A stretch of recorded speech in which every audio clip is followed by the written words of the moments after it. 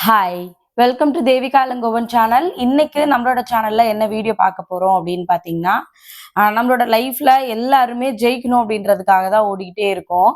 ஏதோ ஒரு விதத்துல நம்ம சக்சஸ்ஃபுல்லா இருக்கணும்னு நினைக்கிறோம். ஆனா நம்ம சக்சஸ்ஃபுல்லா இருக்கணும் அப்படின்னா, நம்ம இந்த விஷயத்தெல்லாம் கண்டிப்பா ஞாபகத்துல வந்து வச்சுக்கணும். அந்த மாதிரியான சில விஷயங்கள தான் நான் இன்னைக்கு உங்களோட வந்து ஷேர் பண்ணிக்க போறேன். அது யாரா இருந்தாலும் சரி, படிச்சவங்க, படிக்காதவங்க, ஏழை, பணக்காரன் எல்லாருமே நினைக்கிறது கண்டிப்பா நம்மளோட லைஃப்ல நம்ம ரொம்ப சக்சஸ்ஃபுல்லா இருக்கணும் அப்படின்றது எல்லா மனுஷனோட ஒரு சராசரி ஆசையா தான் வந்து இருக்கும். ஆனா நம்ம சக்சஸ்ஃபுல்லா வாழ்றதுக்கு இந்த விஷயம்லாம் நம்ம பண்றோமா அப்படின்றத பத்தி தான் இந்த வீடியோல நான் வந்து உங்ககிட்ட ஷேர் பண்ணிக்கணும் அப்படின்னு சொல்லி நினைக்கிறேன். நான் அதுக்கு முன்னாடி நான் போடுற லாங் வீடியோஸ்க்கு நிஜமாவே அவ்வளோ சப்போர்ட் வந்து கொடுக்குறீங்க. ரொம்ப ஹாப்பியா வந்து இருக்கு. அதே மாதிரி நேத்து வந்து பாத்தீங்கன்னா என்னோட வீட்டு மாசத்துக்கு தேவையான மல்லிகை சாமான் வந்து எவ்வளவு வாங்குவேன் அப்படின்றத பத்தி ஷேர் பண்ணியிருந்தேன். சில பேர்லாம் வந்து இல்ல வாய்ப்பே கிடையாது. 3000 எப்படி மல்லிகை சாமான்லாம் வாங்க முடியும் அப்படிலாம் வந்து கமெண்ட்ல ஒரு சில கமெண்ட் வந்து வந்திருந்துச்சு. நான் என் லைஃப்ல என்ன நடக்குதோ, நான் என்ன விஷயங்கள் ஃபாலோ பண்றேனோ அது மட்டும்தான் வீடியோவா வந்து ஷேர் பண்றேன். அதனால நான் பண்ற மாதிரி தான் எல்லாரும் பண்ணணும் அப்படின்றதெல்லாம் எந்த அவசியமும் வந்து கிடையாது. நான் இந்த விஷயங்கள்லாம் ஃபாலோ பண்றேன். உங்களுக்கு பிடிச்சிருந்துச்சு அப்படின்னா நீங்க அதை உங்களோட லைஃப்ல அது வந்து ஏதோ ஒரு விதத்துல யூஸ்ஃபுல்லா இருக்கும். ஏதோ ஒரு விதத்துக்கு நீங்க யூஸ் பண்ணுவீங்க அப்படின்றதுனால தான் நான் என்னோட எல்லா விஷயங்களையும் உங்களோட வந்து ஷேர் பண்ணிக்கிறேன். புடிச்சிருந்ததுன்னா எடுத்துக்கோங்க. இல்ல அப்படின்னா ஒண்ணும் பிரச்சனை கிடையாது. ஏன் அப்படின்னா பர்ட்டிகுலரா வந்து இதுக்கெல்லாம் வாய்ப்பே இல்ல. அந்த மாதிரியான ஒரு ஒரு சில கமெண்ட்ஸ் வந்து வந்திருந்துச்சு. அவங்களுக்காக தான் வந்து சொல்றேன். நான் சொல்ற விஷயங்கள் எல்லாமே வந்து நீங்களும் ஃபாலோ பண்ணணும் அப்படின்றதெல்லாம் இல்ல. அவங்கவங்க லைஃப்க்கு சில விஷயங்கள் வந்து சரின்னு வந்து படும். நான் சொல்ற விஷயங்கள் நெறைய பேருக்கு, "அக்கா எனக்கு இது தெரியல. நான் இத உங்ககிட்ட இருந்து கத்துக்கிட்டேன். இந்த விஷயத்த இனிமே நான் ஃபாலோ பண்ண போறேன்னு" யோசிக்கிறவங்க நெறைய பேர் இருக்காங்க. அவங்களுக்காக தான் நான் வீடியோஸ் வந்து போடுறேன். புடிச்சிருந்ததுன்னா எடுத்துக்கோங்க. இல்ல தப்புன்னு தோணுச்சுன்னா விட்டுருங்க. ஒண்ணும் பிரச்சனையே வந்து கிடையாது. ஃபர்ஸ்ட் விஷயமா ஞாபகம் வச்சுக்க வேண்டியது என்ன அப்படின்னு பார்த்தீங்கன்னா, டெய்லி வந்து நம்ம என்ன விஷயம் வந்து பண்ணணும்னு நினைக்கிறோமோ, அதுக்கான முயற்சி வந்து பண்ணிக்கிட்டே இருக்கணும். இப்போ காலையில நெறைய பேர் வந்து பார்த்தீங்கன்னா, "அக்கா டெய்லி எந்திரிக்கணும்னு நினைக்கிறேன். பட் என்னால முடியறதே இல்ல" அப்படின்னு சொல்றாங்க. அதுக்கு நம்ம முயற்சி வந்து தொடர்ந்து எடுத்துக்கிட்டே இருக்கணும். இப்போ ஒரு நாள் வந்து பார்த்தீங்கன்னா, காலையில எந்திரிக்கணும் அப்படின்னு நம்ம நினைக்கிறோம். முடியல. 2வது நாள் அதே ட்ரை பண்றோம். முடியல அப்படின்னா, "ஐயே! நமக்கு இதெல்லாம் செட் ஆகாது" அப்படின்னு நம்ம விட்டுறக்கூடாது. திரும்ப காலையில எந்திரிக்கிறதுக்கான என்ன மாதிரியான வேலையெல்லாம் பண்ணணும். நைட்டு முடிஞ்ச அளவுக்கு சீக்கிரமா தூங்கணும். நைட்ல நெறைய நேரம் ஃபோன் பார்க்கக்கூடாது. இது எல்லாமே இந்த மாதிரி ஒரு ஒரு விஷயமா நம்ம பண்ண ஆரம்பிச்சோம் அப்படின்னா, கண்டிப்பா நீங்க காலையில எந்திரிக்கணும்னு நினைக்கிறது கண்டிப்பா நடக்கும். நான் எந்திரிக்கணும்னு சொல்றது ஒரு எக்ஸாம்பிள்க்காக தான் வந்து சொல்றேன். ஏன் அப்படின்னா, இப்ப நம்ம எந்த விஷயம் "அக்கா நான்லாம் வந்து கல்யாணம் ஆயிடுச்சு. வீட்ல இருக்கேன். நான்லாம் பிசினஸ்லாம் எதுவும் பண்ண போறது கிடையாதுக்கா" அப்படின்னு நீங்க நெனச்சீங்கன்னா கூட ஆ நாளைக்கு நீங்க ஃபியூச்சர்ல என்ன வேணாலும் பண்ணலாம். அத தாண்டி வீட்ல இருந்தே இப்ப நெறைய பேர் நெறைய விஷயங்கள் வந்து பண்றாங்க. இப்ப எல்லாரும் சொல்றது என்னன்னா, அ எனக்கு வந்து டைமே இருக்கிறதில்ல. குழந்தைங்க வந்து ஸ்கூலுக்கு அனுப்புறதுக்கே டைம் சரியா இருக்கு. அவங்க போனதுக்கப்புறம் வீட்டு வேல பார்க்கறதுக்கே வந்து டைம் சரியா இருக்கு. இத மாரிலாம் நெறைய விஷயங்கள் வந்து சொல்றாங்க. பட் இருந்தாலும் நான் சொல்றது என்னன்னா, இப்ப நான் காலைல 4 மணிக்கு எந்திரிக்கிறேன். பட் எனக்கு ஒரு நாள் சுத்தமா பத்துறதே கிடையாது.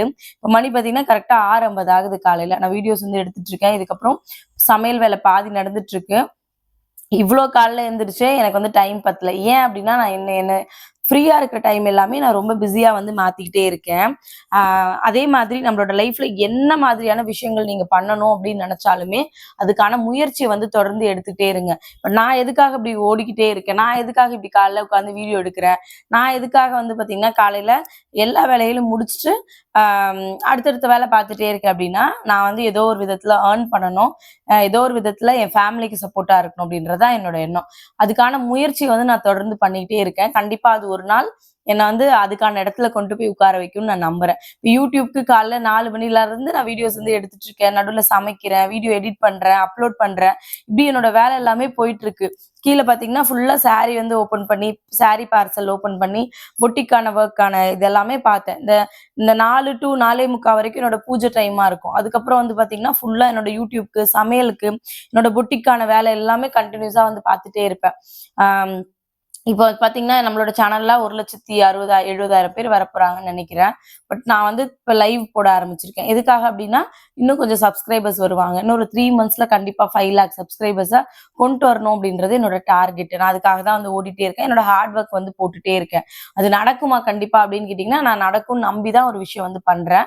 நான் உழைக்கிறதுக்கான பலன் கண்டிப்பா எனக்கு கிடைக்கும் அப்படின்னு நான் நம்புறேன். அதுக்கு நான் முதல்ல முயற்சி பண்ணணும். நான் எதுவுமே பண்ணாம நான் ரெகுலரா வந்து பண்ற விஷயங்களே பண்ணிட்டு எனக்கு வந்து எதுவுமே நடக்கல அப்படின்னு நான் யோசிச்சிட்டே இருந்தேன்னா நம்மளோட லைஃப்ல கண்டிப்பா அடுத்த நிலைமைக்கு வந்து போகவே முடியாது. நீங்க எல்லா விஷயத்துக்கும் இப்படிதான். நீங்க காலையில எந்திரிக்கிறதுல ஆரம்பிச்சு, நீங்க ஏதோ ஒரு விஷயம் ஸ்டார்ட் பண்ண போறீங்க. அதுல ஆரம்பிச்சு, நாளைக்கு ஒரு விஷயம் வந்து பெருசா பண்ண போறீங்க அப்படின்னா, கண்டிப்பா அதுக்கான முயற்சிய இன்னையில இருந்து பண்ணுங்க. கண்டிப்பா அது உங்களுக்கு ஒரு பெரிய சக்சஸ வந்து குடுக்கும். காலையில எதனால முக்கியமா எந்திரிக்க சொல்றேன் அப்டின்னா, காலையில எந்திரிக்கும்போது வீட்டு வேலையெல்லாம் சீக்கிரம் முடிச்சுருவோம்.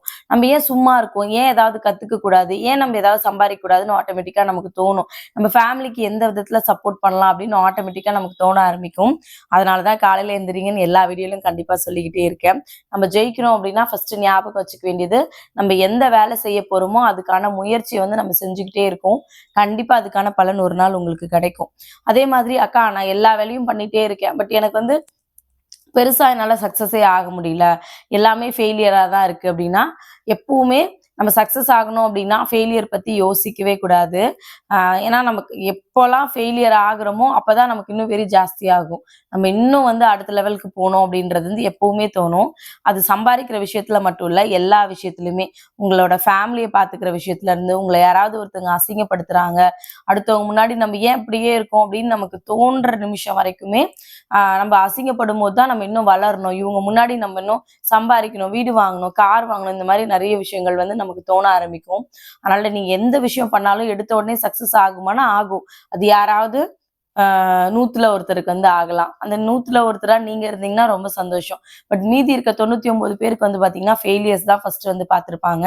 அதுல நான் நெறைய ஃபெயிலியர்ஸ் வந்து என் லைஃப்ல வந்து பார்த்திருக்கேன். எல்லா விஷயத்துலயுமே எனக்கு ஃபெயிலியர் தான் வந்திருக்கு. எடுத்து எது ஆரம்பிக்கும்போதும் எல்லாமே சக்சஸாலாம் என் லைஃப்ல வந்து அமைஞ்சதே வந்து கிடையாது. எக்ஸாம்பிளுக்கு என்னோட யூடியூபே நான் சொல்லுவேன். ஆ இப்ப ஆல்மோஸ்ட் 7 வருஷம் ஆகுது. 4 வருஷம் வரைக்குமே வெறும் 1500 சப்ஸ்கிரைபர்ஸோட தான் நான் வந்து ஸ்டார்ட் பண்ணேன். அதுக்கப்புறம் வந்து பார்த்தீங்கன்னா, நான் மறுபடியும் இந்த 1,70,000 பேர் வரப்போறாங்க. இப்போ இது வர்றதுக்கு எனக்கு வந்து பார்த்தீங்கன்னா 7 வருஷம் வந்து ஆச்சு. நான் வந்து ஸ்டார்ட் பண்ண உடனே நான் யூடியூப் வந்து ஸ்டார்ட் பண்ணியிருக்கேன். பட் வரல. அதுக்காக என்ன பண்றது? சரி விடு இனிமே வந்து இதெல்லாம் பண்ணவே கூடாது. நம்ம வந்து தோத்துட்டோம். நெறைய நாள் யோசிச்சிருக்கேன். இது எதுக்குடா நம்ம பண்றோம்? பேசாம விட்டுடலாமா? இப்ப கூட சில டைம்ல தோணும். நம்ம இவ்ளோ வீடியோஸ் போடுறோம். நல்ல ரீச் வந்து கிடைக்கல. அ நார்மலா வந்து பார்த்தீங்கன்னா, வீட்ல முகம் கூட கழுவாம, சும்மா அப்படியே எந்திரிச்சு, விளாகுன்ற பேர்ல அப்படியே ரேண்டமா வீடியோஸ் வந்து எடுத்து போடுவாங்க. ஒரு தல கூட சீவ மாட்டாங்க. ஒரு நைட்டியோட, ஒரு பிரஷ் பண்ணாம, காலைல தூங்கி எந்திரிச்சு அப்படியே வீடியோஸ் போடுவாங்க. அப்படியே எடுத்து ஓப்பன் பண்ணி பார்த்தா வந்து 1 ஹவர்ல ஒரு 4,00,000 வியூஸ், 5,00,000 வியூஸ் வந்து போயிருக்கும். அப்பலாம் வந்து யோசிப்பேன். பட் அதுவுமே கஷ்டம் தான். அந்த மாதிரி வீடியோ போடுறதுமே கஷ்டமான விஷயம் தான். எதுவுமே ரொம்ப ஈஸியாலாம் பண்ண முடியாது. இருந்தாலும் நம்ம ஒரு விஷயத்துக்கு மெனக்கிட்டு பண்றோம். பட் வந்து நமக்கு அந்த ரீச் கிடைக்கலையே அப்படின்னு நினைக்கும்போது எனக்கு ரொம்ப கஷ்டமா தான் வந்து இருக்கும். அப்பலாம் தோணும். ஏன் நம்ம வீடியோ போட்டு பேசாம விட்டுறலாமா அப்படின்னு சொல்லிட்டு. அப்ப தோன்றதெல்லாம் ஒரே ஒரு விஷயம் தான். இந்த 1,60,000 பேர் நம்ம கொண்டு வர்றதுக்கு 7 வருஷம் வந்து கஷ்டப்பட்டுருக்கோம். 4 வருஷம் தொடர்ந்து முயற்சி பண்ணியிருக்கோம். அதுக்கப்புறம் தான் வந்து பார்த்தீங்கன்னா 2,000 பேரே நம்மளோட சேனல்ல வந்து வந்தாங்க.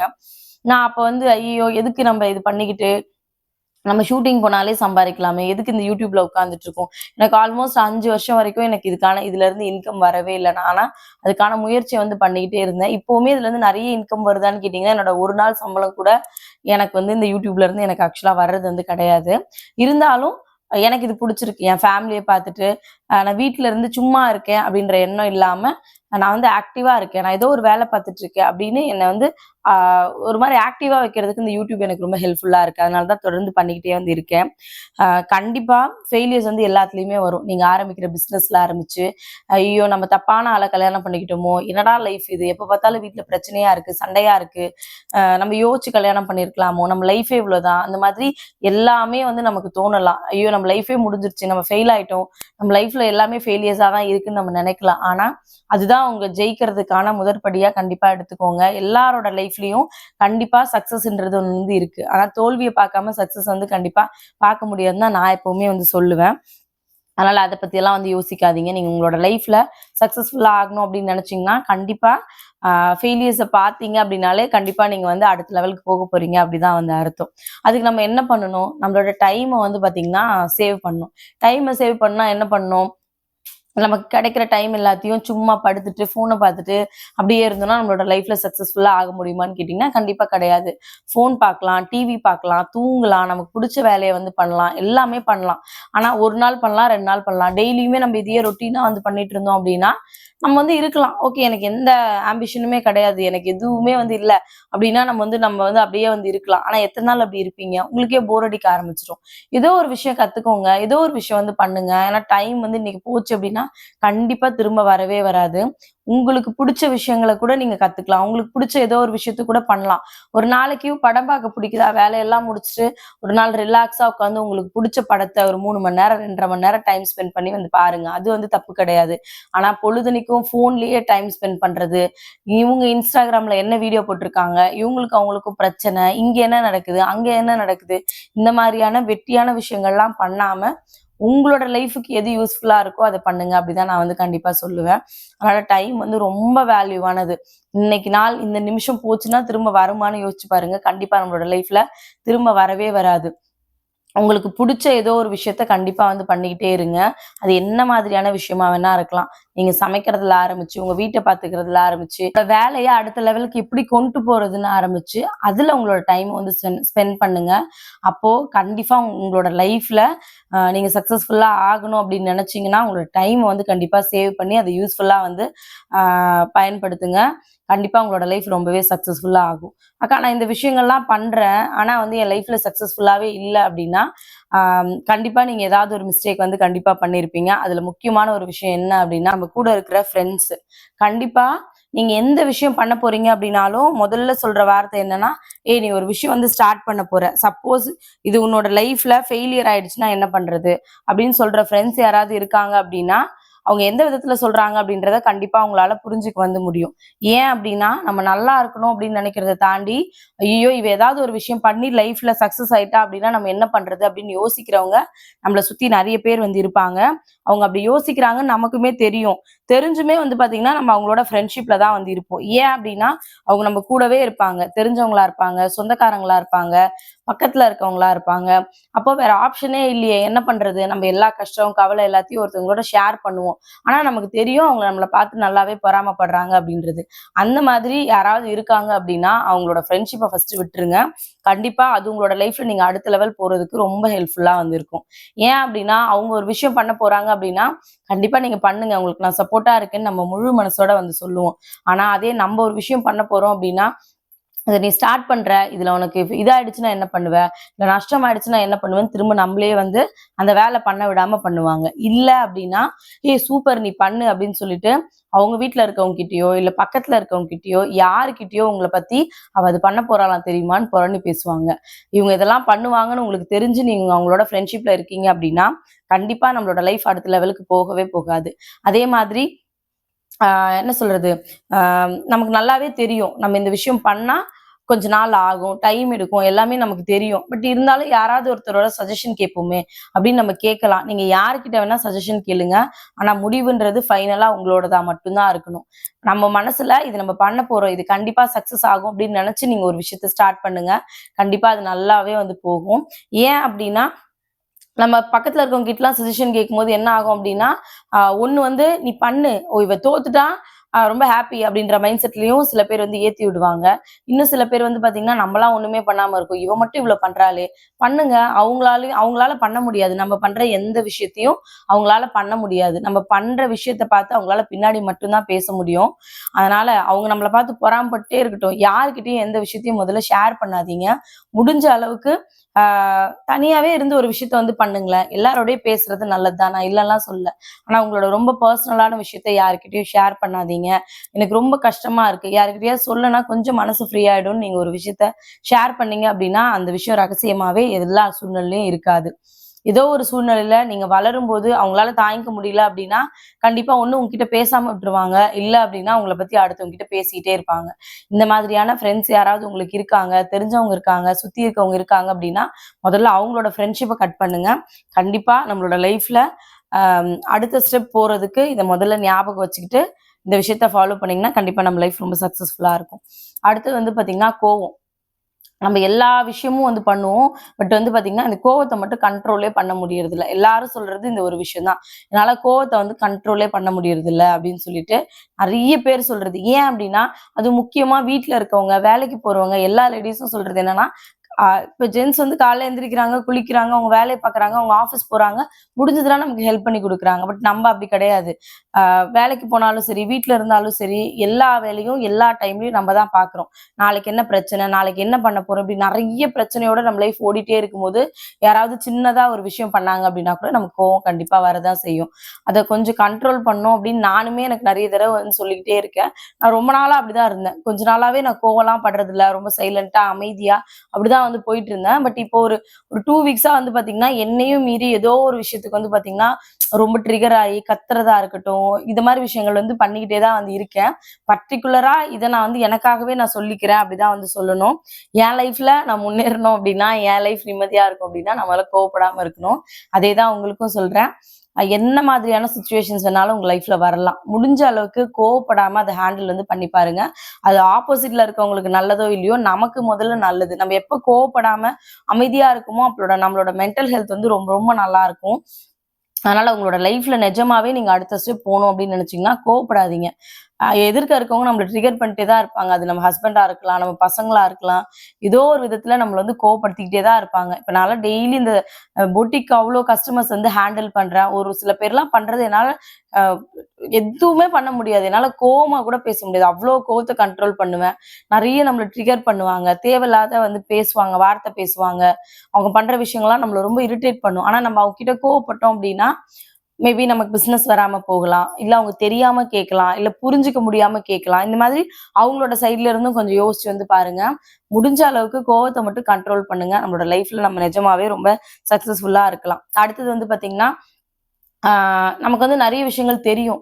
அத நம்ம இம்ப்ளிமெண்ட் பண்ணுவோமான்னு கேட்டீங்கன்னா, இல்ல. இப்ப எனக்கு வந்து ப்ளவுஸ் தைக்க தெரியும் அப்படின்னா, எனக்கு வந்து டைம் இல்ல. எனக்கு வந்து பசங்கள ஸ்கூலுக்கு அனுப்புறேன். அதனால தைக்க முடியல. என்னால வேலை பார்க்க முடியல. இப்படியெல்லாம் வந்து பார்த்தீங்கன்னா, நம்ம நெறைய காரணம் வந்து சொல்லிக்கிட்டே வந்து இருப்போம். நம்ம காரணம் சொன்னோம்னா, காலம் முழுக்க காரணம் சொல்லிக்கிட்டே இருக்கலாம். அது என்ன மாதிரியான காரணமா வேணா இருக்கலாம்.